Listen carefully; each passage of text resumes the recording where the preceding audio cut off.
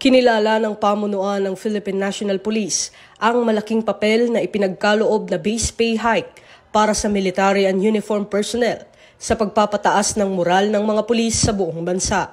Ayon kay Acting Chief PNP Police Lieutenant General Jose Melencio Nartates Jr., ito ay isang malinaw na pagkilala sa sakripisyo at dedikasyon ng kapulisan sa serbisyo.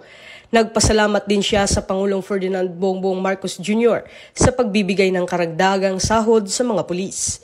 Paliwanag ni Police Lieutenant General Nartates, napapanahon ng anunsyo ng Pangulo, lalo na matapos ang sunod-sunod na hamon na hinarap ng pulisya sa mga nagdaang buwan, mula sa pagiging frontliner sa panahon ng mga kalamidad hanggang sa pagsisiguro ng kapayapaan at kaayusan sa malaking pagtitipon at rally.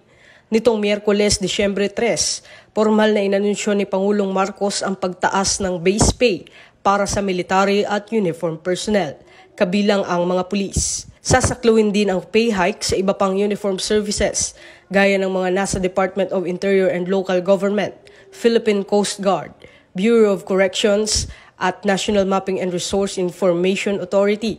Ipatutupad ang aumento sa sahod sa tatlong yugto, Enero 1 ng 2026, 2027 at 2028.